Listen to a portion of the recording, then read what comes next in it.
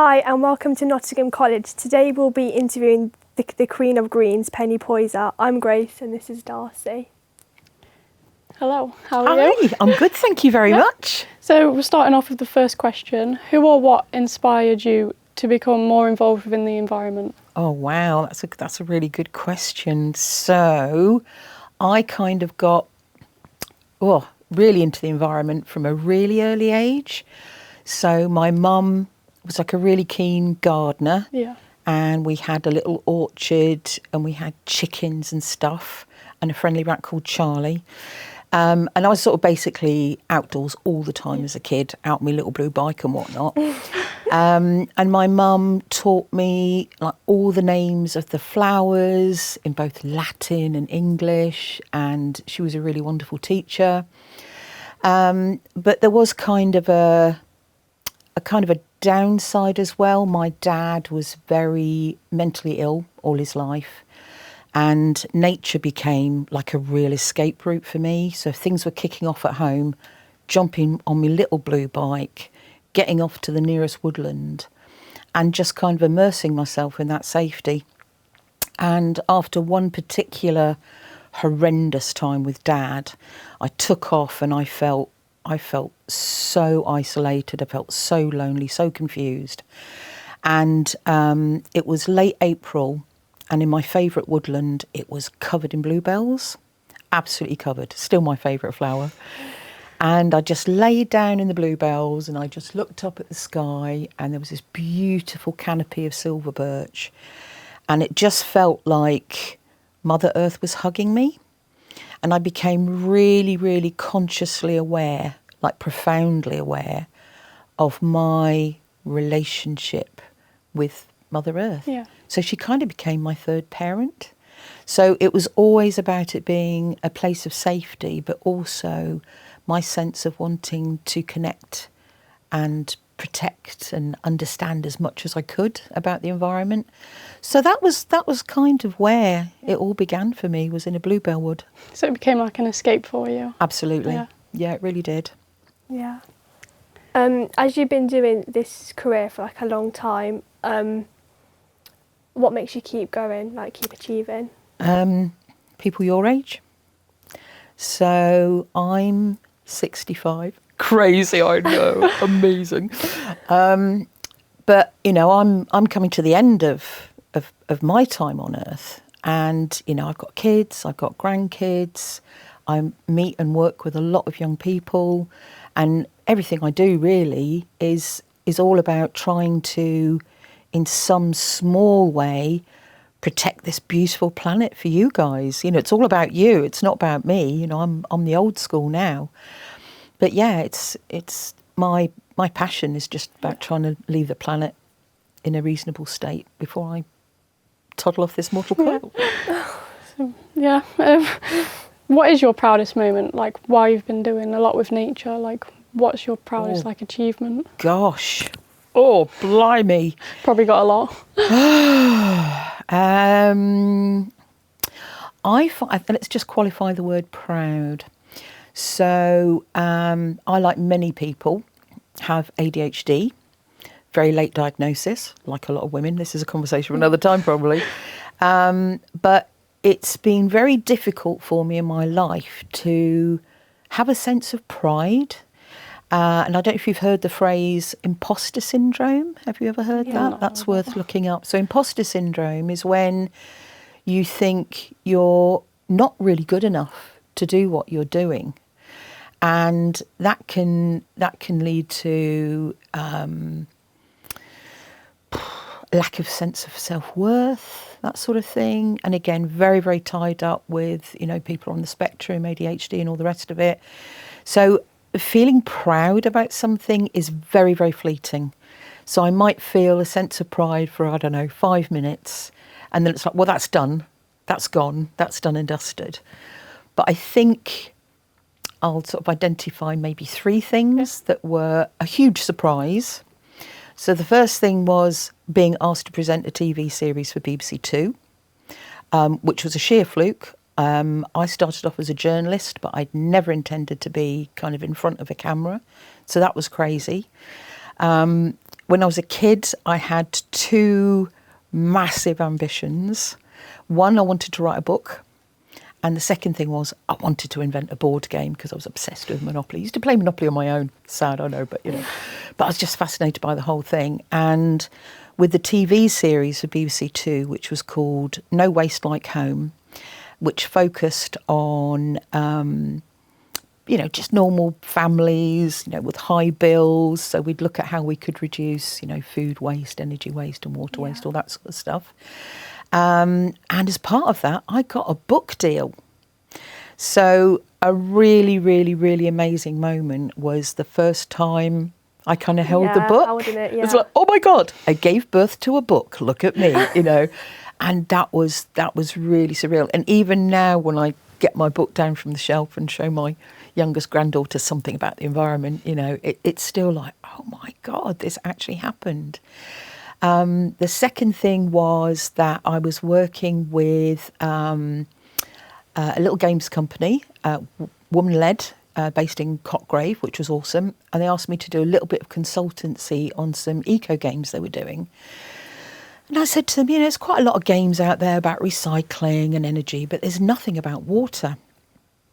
So I created this idea about a board game that explained to primary school children about issues with water. So, for example, in this country, we use about 160 litres per person per day. But if you're living like somewhere, Burkina Faso, in the middle of Africa, you only get 2 litres per day. So the board game was really about educating kids to think very differently about water, how, where water comes from, how it's created, how we use it, and how we use it differently around the world. So I guess those were kind of 3 moments that were amazing. Another incredible one was sitting down to dinner with Sir David Attenborough. But that was good. That's a big one. Just like, Yeah. oh my God, it's like trying to have a competent conversation. Starstruck. Oh my God, not half.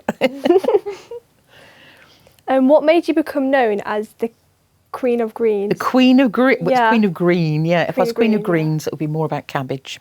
But yeah, I do grow cabbage as well. But so, yeah, that's a good question. So when you go into TV world and you become a presenter, the creators of the show will kind of start designating a sort of an on-screen personality, if you like. Mm. So I was being asked to be a bit of a sort of kind of, I don't know, bit of a strict headmistress type thing, which isn't my vibe at all. I'm more about encouraging people. And they said, we need a really strong thing. So we're going to call you the Queen of Green. So it wasn't me that came up with it. It was kind of came out of television. Yeah, okay, it's quite a bold name, isn't it? It's a very bold name indeed. It's a really, really bold name. And again, not really something I was that comfortable with. But I was the first presenter on any channel to really focus on what we could do as individuals in our own homes to reduce our impact. And that kind of came out of the fact that, 2 things really. One, that my job at the time was doing something called eco teams, where I'd go and knock on the door of people on a street, which I didn't really enjoy, but it was part of the job, and ask people if they were interested in the environment, if they were concerned about the environment, if they were worried about rising bills. And then on each street, we'd create a team of 6 to 8 people, and then I'd work with them for about 8 months. And after 8 months, we would have reduced their bills around about 25%, not through installing expensive stuff, but just through changing their behaviour. And at the same time, me and my husband, Gil, who's an architect, had bought this old Victorian house. And if anybody's, listening to this has lived in an old house, it's really, really cold in winter and boiling hot in summer. And so we bought this old Victorian house, and we decided that we were going to see if we could do a massive upcycle of an entire house and take something that was a bit of a nightmare in terms of bills and turn it into an eco house. And we were the first people in the country to do that. And we actually got a big award from the government saying that we were kind of founders of. It's called retrofit. So when you're doing stuff to a house and you're adding bits and pieces or whatever, that's called a retrofit. But we were doing an eco retrofit. So it wasn't just about putting in fancy kitchens. It was about looking at every aspect of what a house does and how you could make that more sustainable. Yeah. Yeah. What do you actually think the biggest threat is to like the environment, like now? Politicians, Yeah. complacency. It's very, very disturbing that, in fact, there was a news headline just out today, 2nd of October, that the Conservatives have said that if they get back into power, they're basically going to get rid of an Act of Parliament that was set in 2008, which was about, the whole country, the government really, really being focused on sustainability. And unfortunately, they've taken their lead from Donald Trump, who basically, as I'm sure you're aware, have said that climate change is a scam. So I think our biggest threat is actually politicians, stupid old white men mostly, who have got really, really bizarre ideas and who are just about making cash. They're not interested in anybody else, and they truly are the biggest threat to the planet. Yeah. Humans. Yeah, but most humans are absolutely lovely. Most humans really, really care.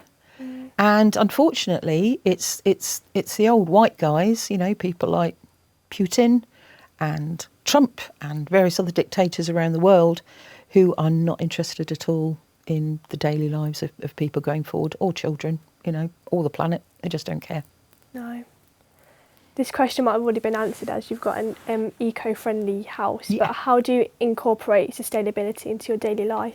That's such a good question. So, I think because of my background in kind of sustainable behaviour change, that's a very kind of natural part of my life. And to be honest, it's only when we have visitors who come round and we show them what the house does, because the house looks completely normal. It doesn't look any different. Apart from when you look at the front of the house, you can see solar panels on the roof. And then on the side of the house and the back of the house, there's a thick kind of wodge of insulation, but it just looks a bit like render.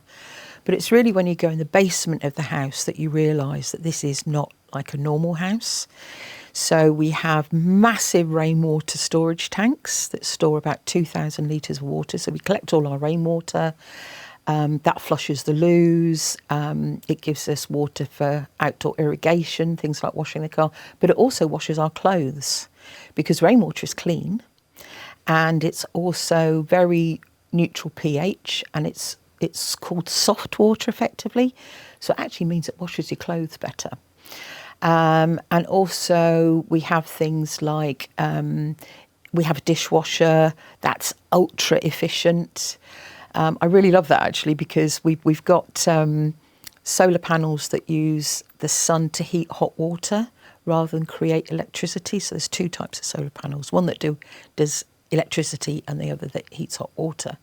So when we're running the dishwasher, the hot water, again, is heated by the sun. All our energy comes from a renewable supplier. So it means that, well, the amount of money it costs us is hardly anything at all. But it means that we are taking as much responsibility as we can in our house for our impact on the environment. So we use a very small amount of energy in terms of CO2 emissions, which I'm sure you've heard about. An average house will emit around about 8 tonnes of CO2 a year, 8 to 10 tonnes, depending on the size of the house. Our house emits less than 1/4 of a tonne a year of CO2 emissions. Our heating comes from waste wood. So we have this very, very efficient boiler in the cellar. And all through the year, I'm collecting wood, I'm collecting pallets. My husband's an architect, so there's a lot of timber on his site, so we pick up the timber. Then I've got to drag it in the cellar, then I've got to chop it. And at the moment, I am in full prep. So I'm chopping wood about 3 hours a day. So I know, it's great. It's so glamorous living in an eco house. So many splinters, really strong arms through hacking up wood. And I have to gather probably and prepare about 3 or 4 tonnes of wood a year, Plus, we also use these linseed blocks, which is made from waste from agriculture, and they're a very slow, steady burn, and they're a very clean burn. And we also grow as much food as we possibly can. Obviously, we compost everything. We don't like waste at all. And the other quite interesting thing about our house is that we've always had lodgers.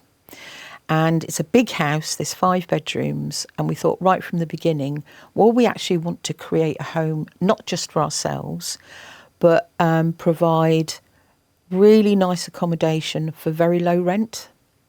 So our rent for our lodgers, and all of our lodgers have been friends for the last 12 years, so it's a real sense of community, but they don't have to pay any additional bills. So there's no council tax, there's no utility bills. So they're just on top of that paying for their food and their mobile phones. So it just makes it very livable, very affordable, and it's much more eco-friendly as well to create additional living accommodation in your house, because that increases what's called density. So, yes, and it's important for us financially because that's always helped pay our mortgage and also pay for the work that we've done on the house. But it's something that we've always done, literally from early on. I couldn't think of not doing it now.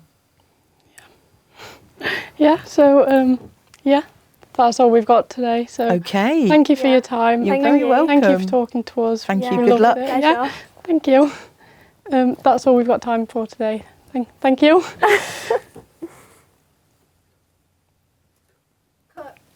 Well done. That's good. Well done. You did great. Well done.